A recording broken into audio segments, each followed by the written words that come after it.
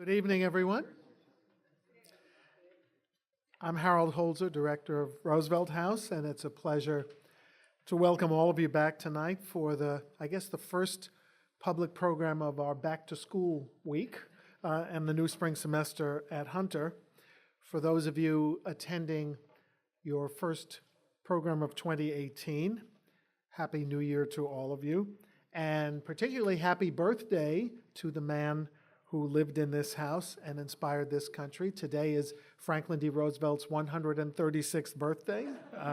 So we're happy to be holding a public program on that day. And welcome to Robbie Spector and Norton Garfinkel, our Board of Advisor stars. And I will introduce another member of our Board of Advisors in a moment.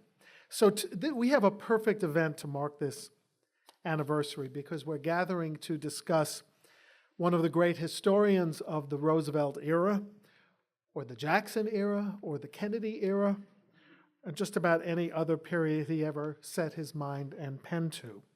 Winner of the Pulitzer Prize, the National Book Award, the Francis Parkman Prize, and the National Humanities Medal, and that just scratches the surface of the honors bestowed on the Dean of American Historians, the Imperial Historian, in the words of Richard Aldous, tonight's speaker, and of course I mean Arthur Schlesinger Jr.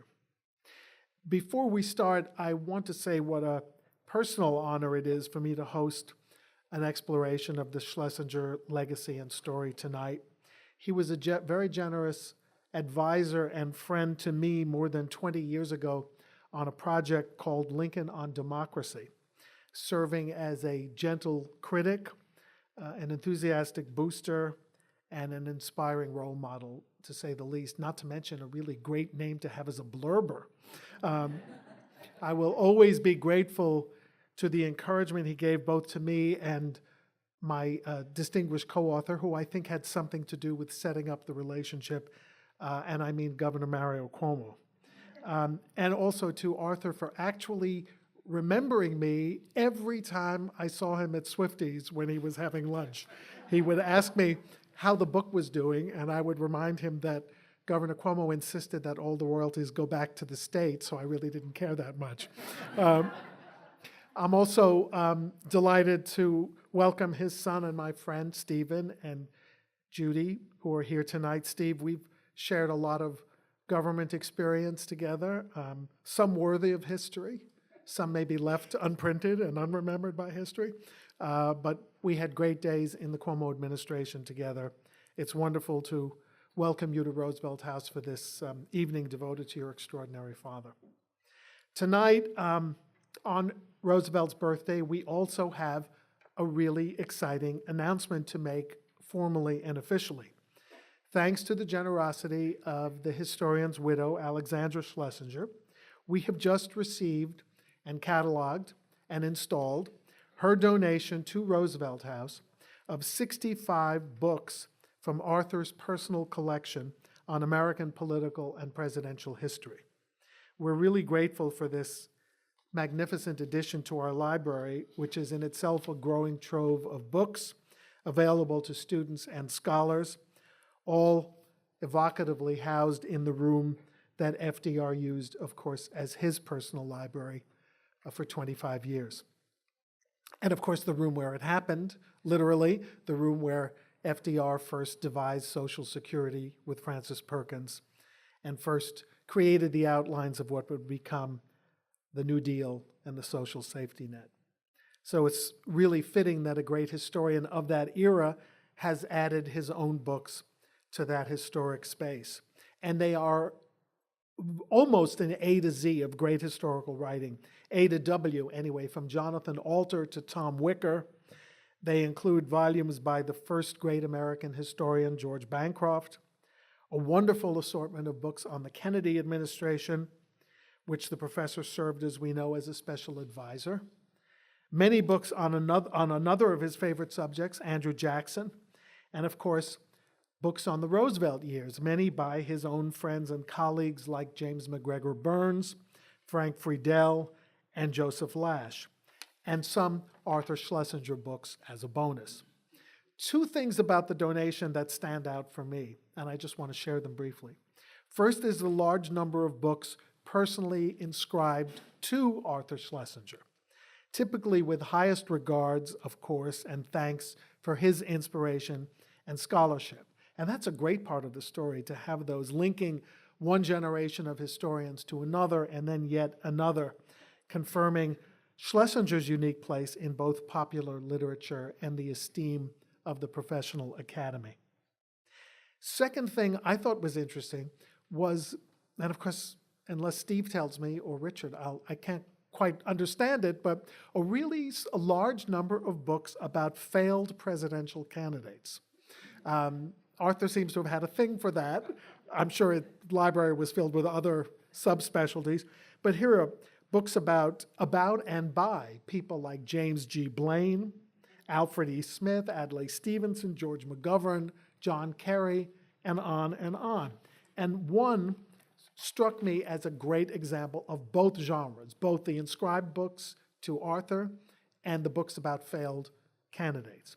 And that's a 1966 book by one David R. McCoy called Landon of Kansas, about the Republican who lost so overwhelmingly to Roosevelt for re-election in 1936. He didn't even carry Kansas, as we know.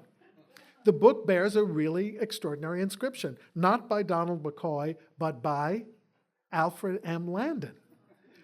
Yes, he was alive in 1966 in fact, he was alive until 1987. He died at age 100. He was the oldest person who ever ran for president. But this is what he wrote on the book we now own. For Arthur M. Schlesinger, Jr., you meet a lot of sons of bitches in politics. You also make a lot of friends whose memory endures over the years, like you. With admiration and affection, your friend, Alf Landon. That's quite a treasure. One more treasure to acknowledge with great gratitude. One of the inscribed books in the new collection is On His Own, Robert F. Kennedy, 1964 to 1968, co-authored by our own advisory board member, Ambassador William Vanden Heuvel, and signed for Professor Schlesinger.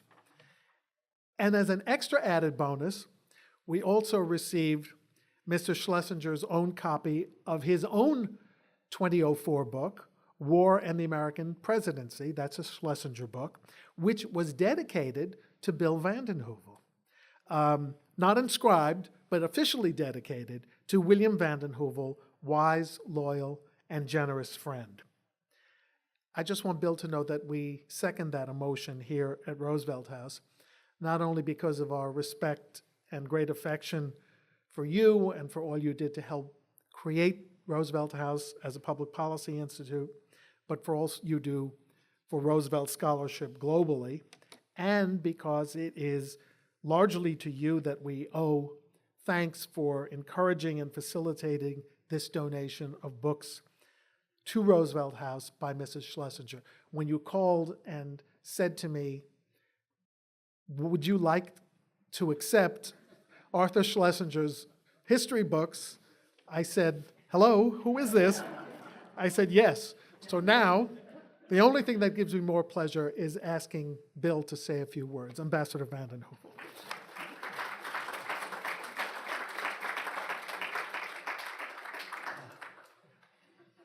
Harold is the best introducer I know. He's just wonderful.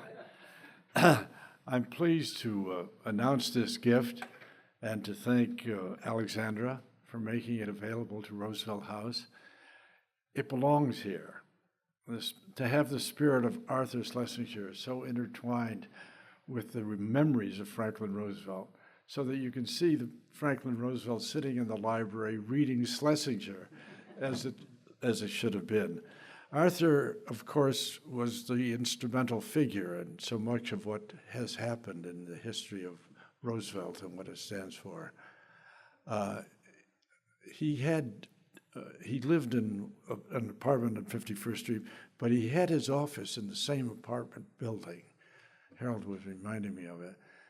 If you ever wanted to see a book walking, you would walk into Arthur's second office. It was just loaded with books. It was crammed everywhere.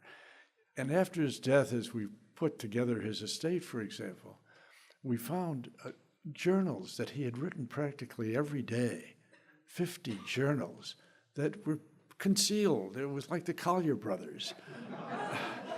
It was an extraordinary scene to see. Arthur Schlesinger was never afraid to be criticized. He acknowledged himself as the great liberal historian of the Republic. His writings influenced generations, not only of other historians, but of individuals who were looking to make their life in a way that advanced a progressive government. I was thinking, as we were talking here tonight, of a night 50 years ago. This is 50 years since Robert Kennedy was assassinated. And the night before Bobby Kennedy made his decision, or announced his decision that he was going to run, Arthur and I had dinner with him, and it was late into the evening, probably 1 o'clock in the morning. And as Bobby went off finally on his own, and we had the sense that he was in fact going to run, Bobby looked at Arthur and said, "Thanks very much for getting me to this point," which he meant. What Arthur did for John Kennedy, what Arthur did for the country in terms of the history that he wrote, is really a magnificent monument.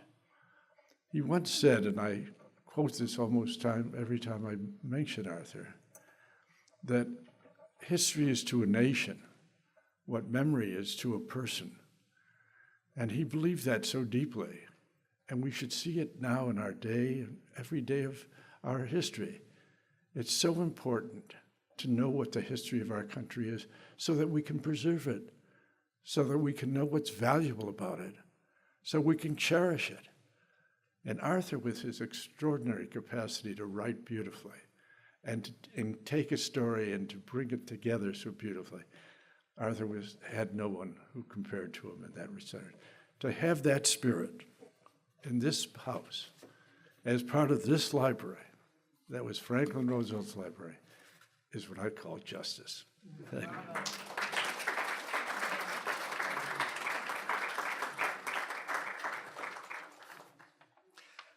For those of you who didn't know it, that's why Bill Vanden Heuvel is one of the other things we cherish about history.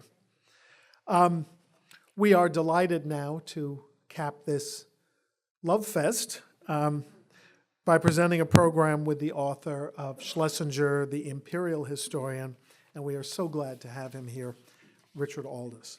A professor of history at Bard College, this British-born scholar studied at Cambridge and began his literary career about 17 years ago with the biographer of the composer Malcolm Sargent.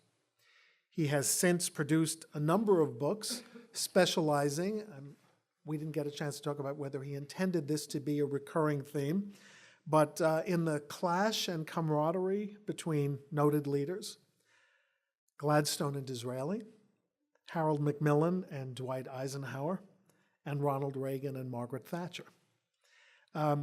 It is no wonder that the Irish Times dubbed him the versatile historian, although that was after he edited a book on great Irish speeches. So I'm sure it was a just and straightforward endorsement, but another one of his valuable books. As always, his talk tonight on his book will be followed by a question and answer session, which Bill Goldstein will moderate, and then a reception and book signing upstairs in the Four Freedoms room. So now to discuss the author and book collector, whose volumes we accept today with gratitude, here is not the imperial historian, but the versatile historian, Richard Aldous.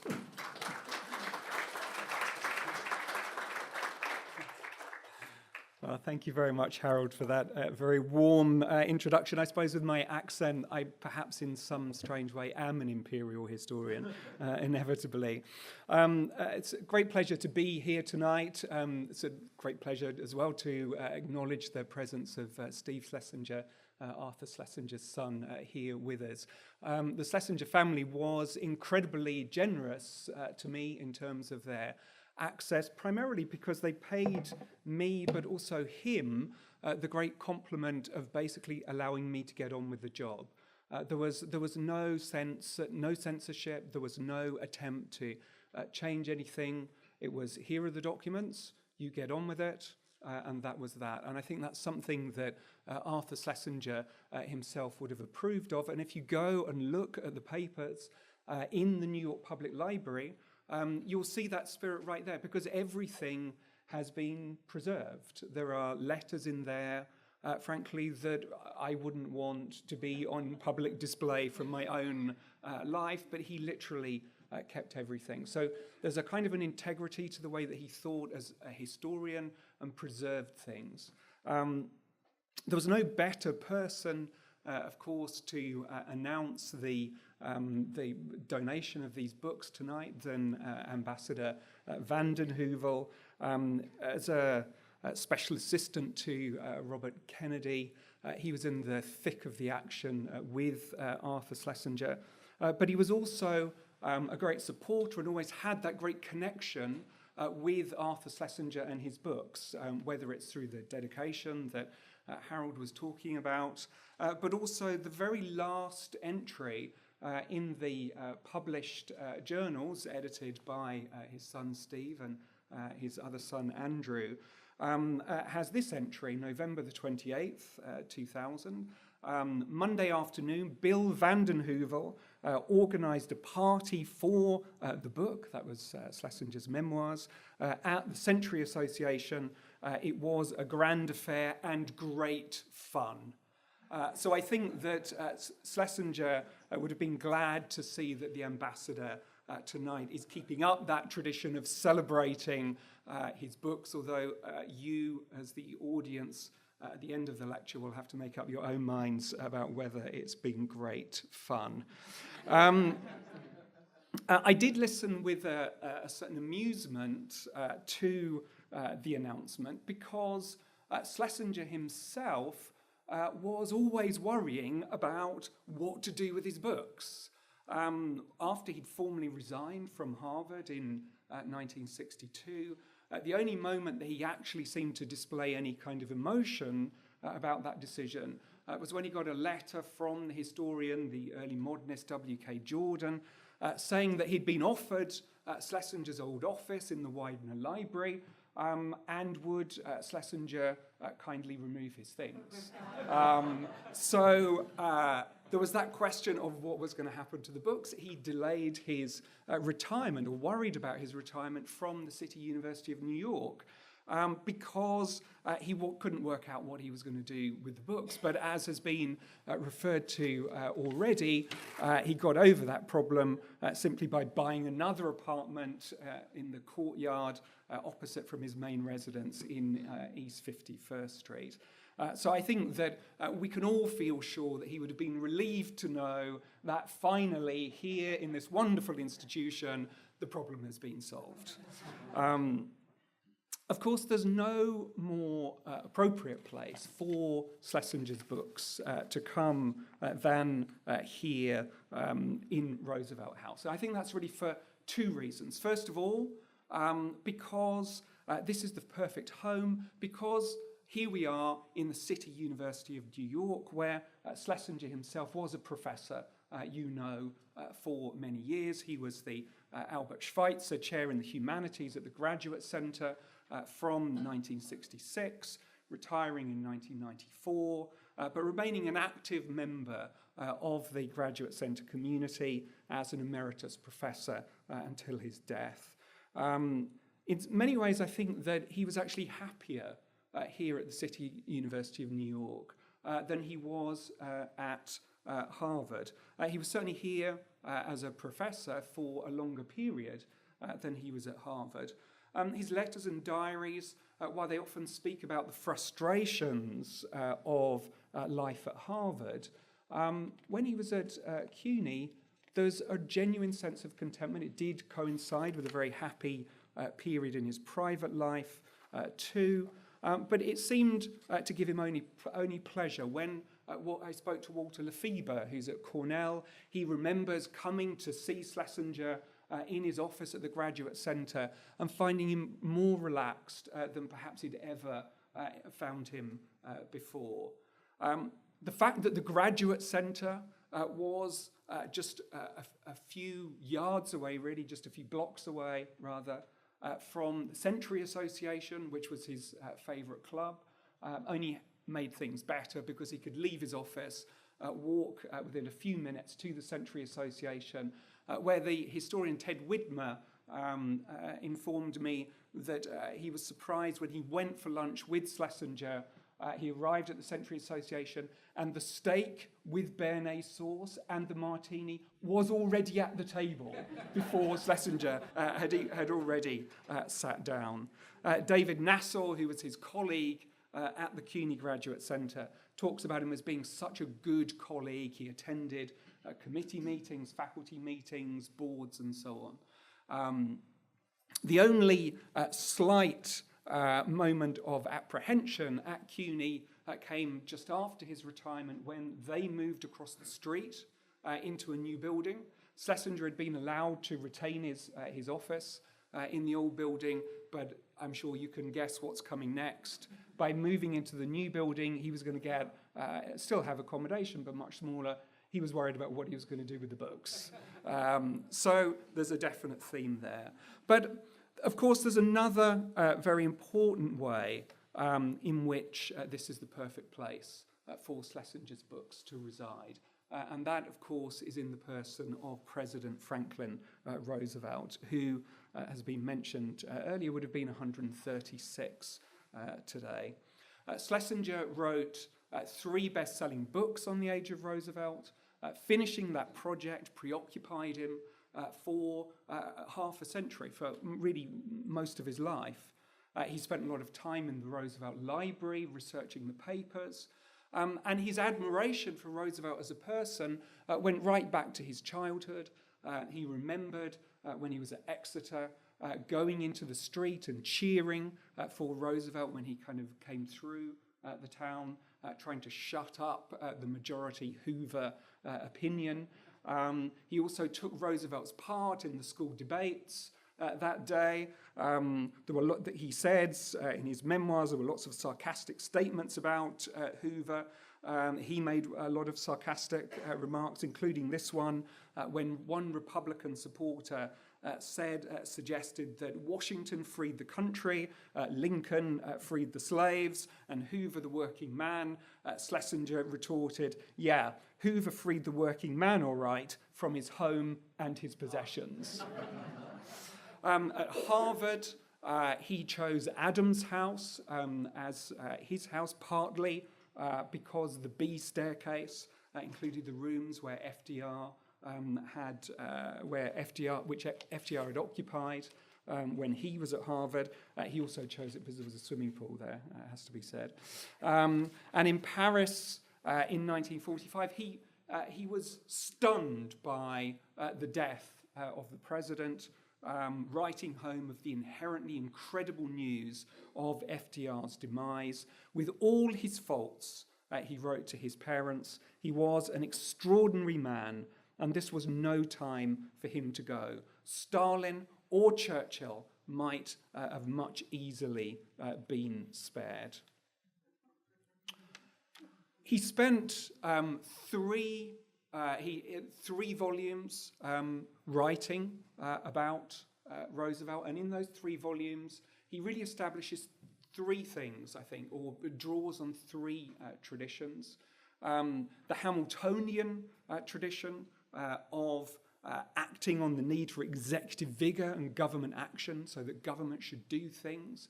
The Jeffersonian respect for the dangers inherent in the new instruments of public power, and the Jacksonian heritage that FDR summed up as the way in which you had to resort to the people, you had to trust in the people. And so in all of these things, Schlesinger drew together these kinds of elements. Books. We're talking about books all the time with Schlesinger, which had formed part of the fabric of his life from the earliest days. He was born in October 1917, the same year as President John F. Kennedy. He came from a very privileged background. His father, very early on in his childhood, moved to Cambridge, Massachusetts to take up a chair at Harvard. So he always grew up in this kind of very intellectual world. And from an early age, it became clear that Arthur Jr. would follow in the footsteps of his very distinguished father. And Arthur himself enthusiastically bought into that project. In 1933, aged just 15, he took two decisions that inevitably saw him cast as the sorcerer's apprentice. The first of them was that he decided to go to Harvard.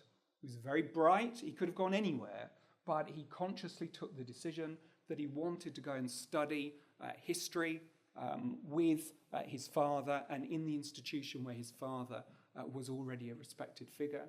And even more significantly, he took the decision to change his own name, so that he was born Arthur Bancroft Schlesinger, named after a figure, an illustrious figure, George Bancroft, who was a distant relation. But he changed his name from Arthur Bancroft Schlesinger to Arthur Mayer Schlesinger Jr. So in other words, he literally became an imitation, a junior version of his father, and identified very strongly with that. Now, doubtless he would have been called young Arthur or little Arthur more dismissively wherever he had gone, but the fact that he decided to go to Harvard and changed his name so that he became junior at Harvard, I think tells us something very important about Schlesinger. But this life in books, which was established from a very early stage, the question for him became, what kind of books? What kind of historian would Arthur Schlesinger be? And the epiphany for him came in 1937, in his junior year at Harvard. At the end of the previous year, his sophomore year, Schlesinger had attended the last Harvard lecture given by Alfred North Whitehead, the eminent mathematician and philosopher. "Civilizations die of boredom," Whitehead had said. That was his parting shot. Sound familiar? Civilizations die of boredom. But he may as well have been talking directly to Arthur Schlesinger himself, who was bored with his own life at college and in general. "I have exhausted, after 2 years, most of what Harvard has to give me," he complained, adding soon afterwards that the range of experience here in Cambridge is too confined to increase my knowledge much. I need a different life. Now, looking back, it's clear that this is the moment when Schlesinger first began to conceive of a life, in Theodore Roosevelt's famous phrase, as a man in the arena, and that he saw being a historian as a way for him to be in the arena. The long journal entry, kind of a cri de coeur in many ways of Schlesinger as a public intellectual. "For a long time, I've been feeling with increasing strength that knowledge and experience should be intimately related," he wrote. "The only knowledge worth anything is grounded in experience." But how to connect to what he described as the currents that electrify vital life? And that seemed for some time an insuperable riddle for him. He despaired about it. "The only possible career," he said, "is the study of American civilization. I cannot doubt my absorption in this, and the question of divorce from experience does not enter into it at all. But, he went on, the only institutions that would pay me to study American civilization are the colleges. And in sealing myself in them, I'm cutting myself off from the only way of life that would give my work any particular depth, any philosophical significance. So this dilemma of how do I be an academic, but at the same time experience life and really put those two worlds together, the world of the mind and the world of action. And this would, as I say, preoccupy him really for the rest of his life.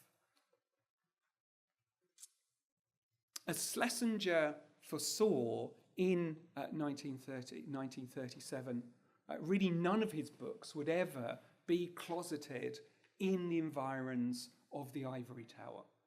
Beginning with his very first book, which comes out of his Harvard senior thesis, biography of Orestes Brownson, and then with his Pulitzer Prize winning The Age of Jackson, each one of his works engaged in one way or another with public debates, even if some were more in the crucible of events than others. So, for example, his most famous scholarly work, The Age of Jackson, had a political point of view, as did The Age of Roosevelt, but both came essentially from the archives. A more ideological book, like The Vital Center, reversed that process. That used history as a backstop for making a political idea. In books like 1,000 Days and to some extent the biography of Robert Kennedy at his times, the historian emerges as both participant and chronicler. So there's always this kind of interaction between participant and historian. Now, that last experience was the most extreme test of his own hypothesis that the only knowledge worth anything is grounded in experience. It seemed unlikely, shall we say, when he arrived in the White House in January 1961 to serve as a special advisor to President Kennedy, having taken a leave from his professorship at Harvard. I settled down in an office in the White House and tried to find out what I was supposed to do, he wrote at the end of his first week.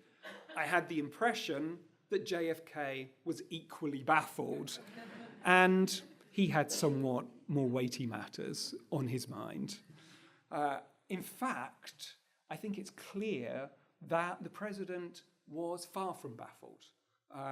He actually seemed to have a very clear idea about why he wanted Schlesinger around.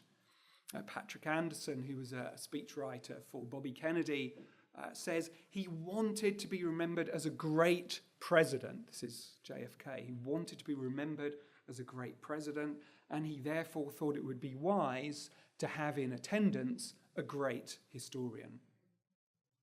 So Kennedy told Schlesinger, we better make sure we have a record over here. So you go ahead, he told him. This was after Schlesinger had said to Kennedy that he wasn't keeping any notes. So Schlesinger was soon put straight by JFK on that. And from then on, wherever he went, whatever meetings he was in, he always carried around note cards in his pocket, which he would kind of pull out and kind of jot down things which he would then go home, transferring his notes onto typed foolscap at the weekends, always kind of keeping this record ready to put them at Kennedy's disposal when the time came. Eventually, they would, of course, become the basis for Schlesinger's own book, 1,000 Days, John F. Kennedy in the White House. So even in the midst of history, of making history, even then, he never lost sight of the fact that for him, the point of the experience was to write it down. The point of the experience is always to write it down. And if you'll just allow me just a small indulgence, I'm just going to read from the biography of Schlesinger, because I think it tells us something very important about something central about Schlesinger and this point about writing down the history. This comes on that most terrible of all days in 20th century American history, November the 22nd, 1963. And this is Schlesinger arriving at the White House. What kind of a country is this? Schlesinger demanded as he burst into the West Wing. With the president away in Dallas, he had been in the New York offices of Newsweek with its proprietor, Katharine Graham, who also owned the Washington Post. While they were drinking pre-lunch martinis, a staffer entered the room nervously, the urgency of the moment signalled by the fact that he approached Graham in just his shirt sleeves. "I think you should know," he reported, "that the president has been shot in the head in Texas." Schlesinger immediately bolted for Washington, returning first to the White House and then heading out to Andrews Field to meet the plane returning with Kennedy's remains. "Everyone is stunned," he recorded. "I still cannot believe that this splendid man, this man of such intelligence and gaiety and strength, is dead. The wages of hate are fearful." While the body was taken to Bethsaida Naval Hospital for an autopsy, Schlesinger busied himself with practicalities, trying to fight off the appalling reality. Jacqueline Kennedy wanted her husband's lying in state in the East Room to look like President Lincoln's. Schlesinger phoned the Library of Congress, telling them to get details immediately. A sketch was found in Harper's showing Lincoln's catafalque. Bill Walton, the artist and Kennedy confidant, took charge, but Schlesinger did his bit, tacking black crepe to the mantles, all the while stopping to write notes and observations on his index cards. The coffin arrived at the White House just after 4 a.m. on November the 23rd. When the family withdrew from the East Room, Kennedy's brother Bobby pulled Schlesinger aside. Would he and the White House Social Secretary Nancy Tuckerman look at the body to see whether the casket should be closed? "And so I went in, with the candles fitfully burning, 3 priests on their knees praying in the background," Schlesinger recorded, "and took a last look at my beloved president. For a moment, he was shattered. Then reality took hold. Everything was too waxen, too made up. The body did not look like him. Perhaps it never could have, with half his head blasted away." That's a quote, of course. Schlesinger returned to the waiting Bobby. "It's appalling," he reported. Others went in to look.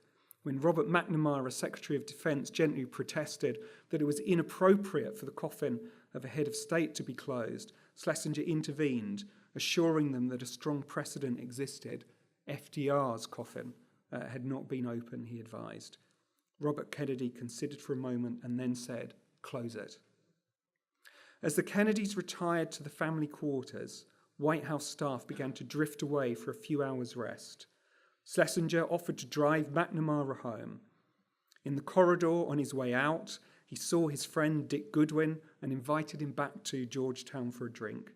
They drove in separate cars, and by the time Goodwin arrived, his friend was already home.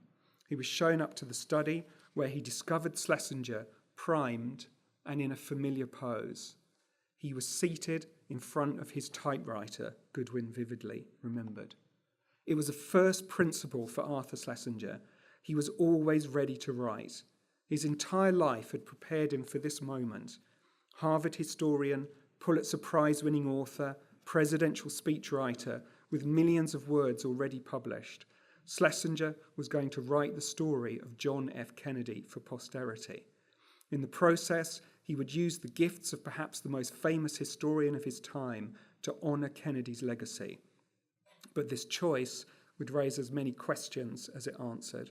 Was he a great and important historian, a model of how academics and public servants can mix? Or was he a popularizer and court historian held captive to the establishment that nurtured his career. I think there's so much that is important about Kennedy in that, and Schlesinger in that scene. The fact that even in the middle of his grief, he's keeping the notes, writing down his experiences, that he's able to draw on his historical scholarship, helping with the arrangements for the funeral, that he's trusted by the Kennedys, Bobby sending him kind of in. But most importantly of all, for Schlesinger, the man as we know him, that his first instinct, even in the middle of this national tragedy, and for him a personal tragedy as well, that his instinct, he understood, his instinct was always to write, to express and to capture what he had seen, and the point of his experience, was to write it down. Now, of course, that project for Schlesinger, this Kennedy project, was not the one that he had imagined when he resigned from Harvard in 1962.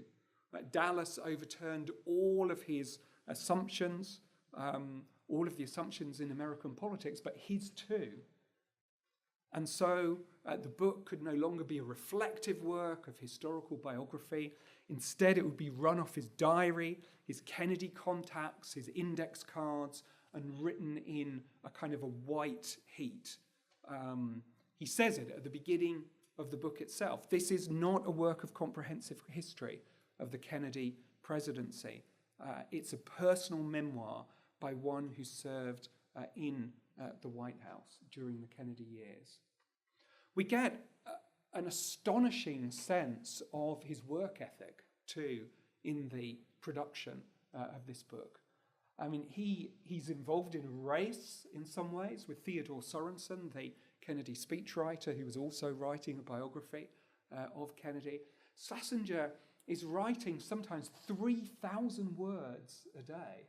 Anyone in this room who is a writer will, like me, just feel their knees slightly buckling at the idea of producing prose of that kind of quality and lucidity and narrative drama, and doing it in 3,000 word chunks per day.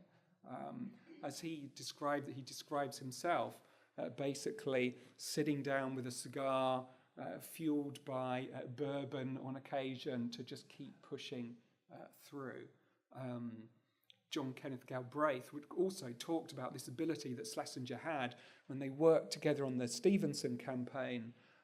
Galbraith would describe Schlesinger coming in, taking off his jacket, maybe lighting one of his small cigars, sitting down at the typewriter, hammering out a speech, pulling it out of the typewriter, handing it over to them. No corrections, nothing. There's a kind of a fluency to the writing, which in some ways is just so natural and so instinctive. But essentially, the question about Schlesinger that we have to ask is, how successfully did he fulfill his own brief that knowledge and experience should be intimately related? There were plenty of critics. Christopher Hitchens, for example, said that Schlesinger should have written not just more books, but better ones. That if he'd not squandered so much time and energy being a compulsive socialite and an insecure servant of power.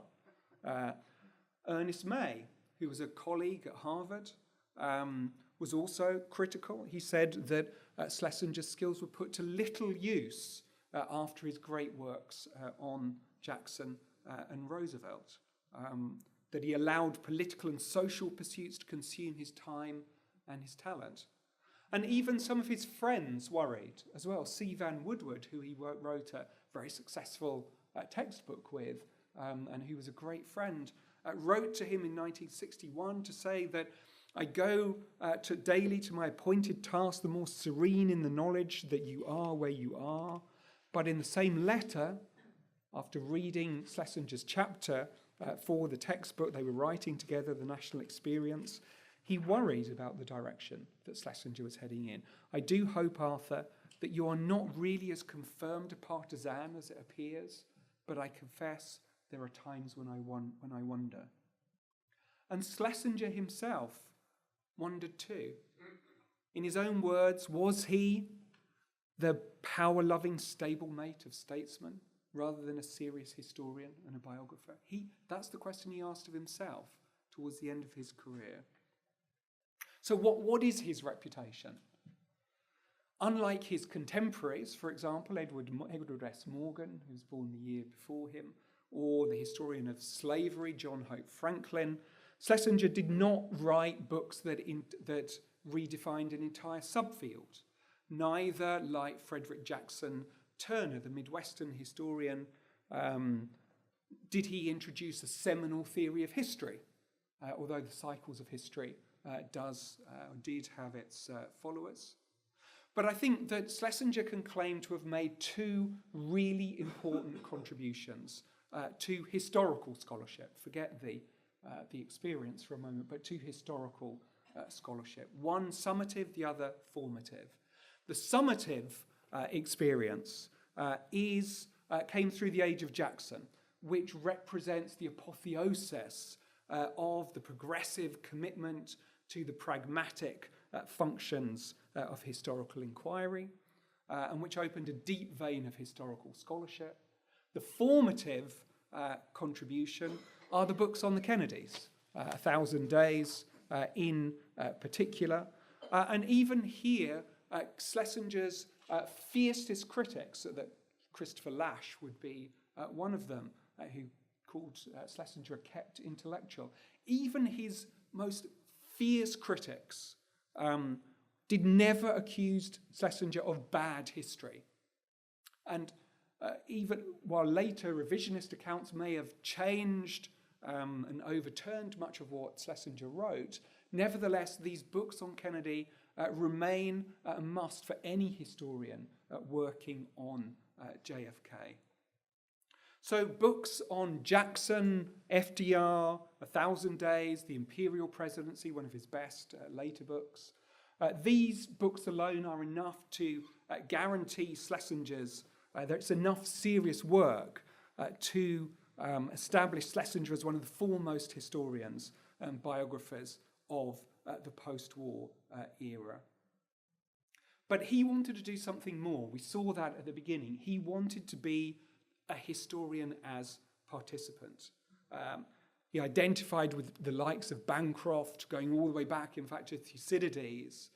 They were not, these men were all involved in the public world, Schlesinger wrote. They were not just men of the study and the lamp. So the question becomes, did this enhance or reduce his power as a historian?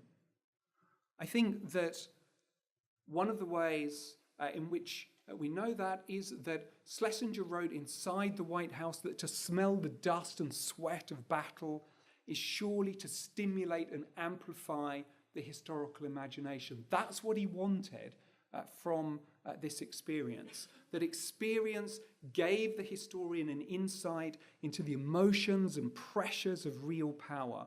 The observer who once witnesses the making of decisions under pressure, he wrote, is unlikely ever to write in the same disdainful way about the agonizing of Madison in 1812 or Lincoln in 1861 or Roosevelt in 1941. Once outside the White House, he continued that theme that most historians try to tidy things up, he said. The eyewitness historian, on the other hand, was able to preserve the full texture of events as they happen in the moment. So Schlesinger was a multifaceted historian and biographer, writing in different styles and formats, whose crossover defied categorization. While he took the academic world by storm as a young man, he worried about his serious work later in life, but he also wanted to get to the inside of the political world, which he was intent on bringing to life for a popular audience. Sometimes he paid a reputational price. His choice demeaned him in the eyes of many of his peers who believed that he'd sold out. Yet he did become an instrumental eyewitness to history. He did bring the past very much to life as one of the finest narrative historians that America has ever produced. And whether as a man of thought or as a man of action, he retained that same idée fixe throughout his entire career, to put himself and his ideas at the vital centre of American life. Thank you very much.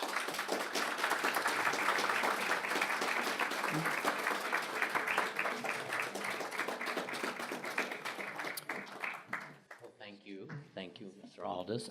I will moderate the questions so that Professor Aldous can concentrate on the answers, and I hope you will only ask questions, not make statements.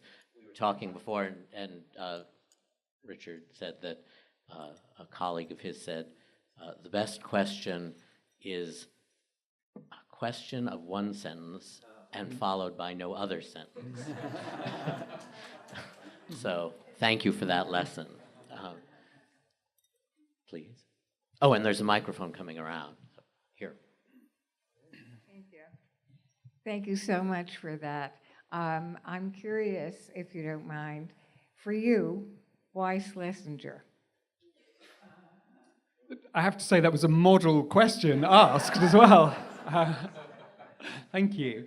I think that it's a very good question, and there are a number of reasons. The first is a very personal one, that Arthur Schlesinger was the first historian, really, that I was aware of when I was a child, that I can still see my father's bookshelf with the gold spine of the British edition of 1,000 Days sitting on the shelf, and I read it when I was fairly young, and like so many people, I was just swept away by the drama of the way that he wrote, the elan with which he wrote, the way in which he really was, to kind of echo what we were saying before, you really did feel that you were in the thick of the action in this book. So in some senses, I've always been interested. But there's also another reason, and that is that one of the things that I've always been interested in, the thing really that pulls all of my books, my different books together, is I'm really interested in leadership. You know, whether it's political leadership, cultural leadership, even in business. And this Arthur Schlesinger, as a public intellectual, is exercising a kind of cultural and intellectual leadership that many see as being the model, but also the warning for how the worlds of academia and the worlds of politics come together. So I was fascinated by that, by someone who was blazing a trail, really, for what we now describe as a public intellectual. And I think that part of the attraction, of course, was that the question that I was asking is one that he asked of himself too, that he worried about throughout his life. Did he have the balance right? Had he gone too far in one direction? And so, you know, I think that this kind of coming together of the very personal, I did have an admiration for him as a child, but also this kind of sense that he represents something that now is integral to American life. In many ways, it's integral to the Republic, the life of the mind in action. Thank you. Yes. What was his... Wait for the mic. What, in fact, was his contribution to JFK's Profiles in Courage, and was he actually the ghostwriter of it? Again, another very good question. He wasn't the ghostwriter. I think that, it's fairly clear that Theodore Sorensen kind of played a major part. But Schlesinger did make a very strong contribution. In fact, part of the reason I think that Schlesinger and Sorensen always had, certainly while they were working together, a very prickly relationship is that when John F. Kennedy sent Schlesinger the draft chapters of that book, Schlesinger went through it and was quite brutal about many of the kind of the faults in the book, but he spoke in a way, in a kind of a brutality, if you like, because he thought he was talking to a United States senator who would be able to absorb and understood that if this book was going out with his name on the cover, that it needed to be really good. But in fact, those chapters we now know had mostly been written by Sorensen. Kennedy hadn't got involved really by that stage. So Sorensen really took offense because effectively his work was demolished in front of his boss, JFK.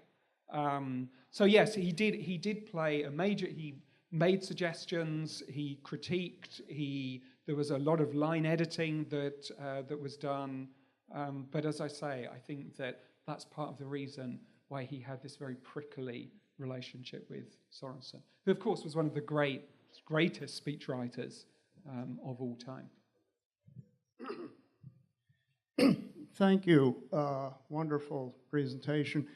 I wanted to ask you, the one president that Schlesinger wrote about, whom he did not experience personally, was Jackson, who is a president about whom opinions have radically changed since Schlesinger wrote the book. What do you think he would say about that, and did he ever think about that, or do you have any record of what he thought about that as this process was going on? Yeah, I think there are two ways to answer that question. One is academically, that you're quite right that the historiography of the age of Jackson has changed significantly since it was published in 1945 and did so during Schlesinger's own lifetime. He was very aware, and I think in some ways it offended him that he spent so little time on issues, for example, such as women, slavery, and Native Americans. When he looked back, his own progressive sensibilities were surprised that he hadn't covered these things in more detail in the book. And that's kind of part of the process for anybody who has published a book will know that very often you have that experience where you go back and either you read something and you think, I didn't know I knew that, which is a kind of very strange kind of feeling. But also when you go back and you read a book and you disagree with yourself. And so I think that he always retained his affection, the basic thesis he stood by, but he did acknowledge that that if he were writing it later on, that he would have spent more time on those other things. Of course, the other way in which the question can be answered is that there's been a renewed interest in Andrew Jackson because of the election of President Trump and questions about kind of populism and so on. And I've said this before, that I think that, Arthur Schlesinger clearly was a card-carrying Democrat, and so I think that he would have, on one level, it's fairly obvious that he would have been appalled by the election of President Trump. That's a no-brainer. But on another level, on an intellectual level, I think that he would have been fascinated by the phenomenon. And I think that I would even take that to another level, that there's a curious kind of a way, he's fallen out of favor now, but there's a curious kind of way in which there's an unlikely link between, say, somebody like Arthur Schlesinger and someone who would seem his complete opposite, somebody like Steve Bannon. And that is that both of those characters, Schlesinger and Bannon, believe that politics is a war of ideas, that ideas matter in politics. So obviously I'm not making any kind of partisan point at all, but just the way in which politics is conceived. So I think that he would have been, where are we? He would have been 100 now, Arthur Schlesinger, But I think that he would have been raring to get into that fight, and he would have been engaging with the likes of Steve Bannon on their kind of ideas of politics, and would have been digging right back into Jacksonian democracy as something to kind of analyze and think about contemporary politics. So I should say, by the way, it's one of the things that I was very pleased about in a lot of the reviews, that kind of people pointed out that you really couldn't tell what my politics were from the book. And I think that, by and large, that's a good thing. Since you've mentioned President Trump, and since you are a historian, I have to ask this question because it's been something I've thought about really for the last year or two. I like President Trump. I'm glad he was elected. I think the country needed him tremendously. And I think that in a historical context, you can make... I'm getting to it, but I have to set it up. But I think in a historical context, he's very much like Oliver Cromwell was to England. And I wondered if you would comment on whether that's an apt comparison. Oh, that's a very interesting, very interesting. You mean politically rather than in terms of, kind of, yeah. So Trump like Cromwell. I'm a modernist rather than an early modernist. So the things that I know about Oliver Cromwell are kind of not very much. But I mean, I suppose there is a kind of a sense in which contemporary politics are seen in some ways to be a kind of a scorched earth policy. In other words, that there is some kind of revolution sweeping through politics. I think people on both the left and the right kind of see that at the moment.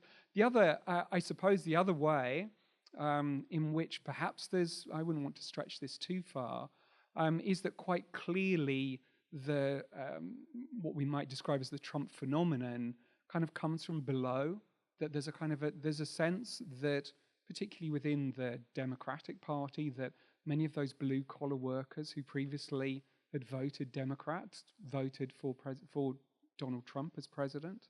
But I couldn't, I'm a historian, I'm not really a political commentator, so I wouldn't really want to take it much further than that.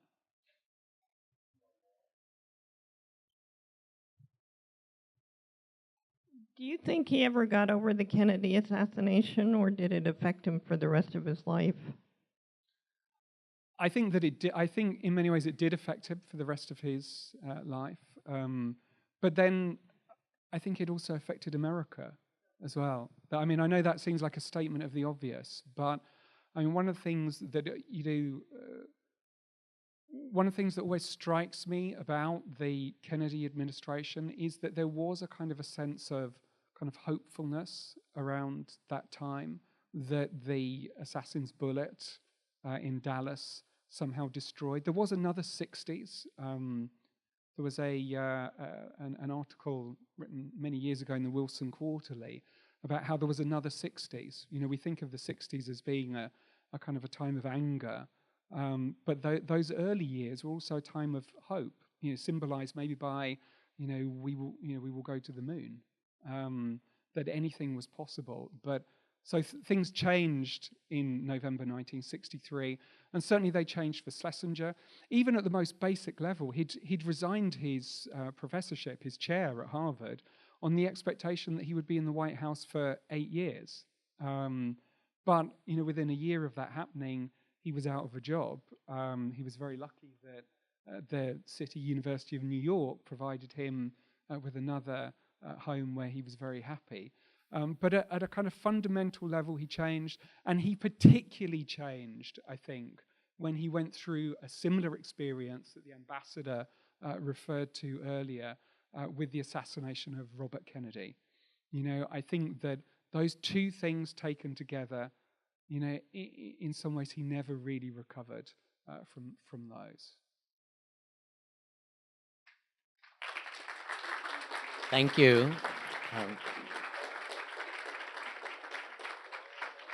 And the next part of the evening is in the Four Freedoms Room. We'll have a reception and a book sale and signing. Thank you, Professor Aldis.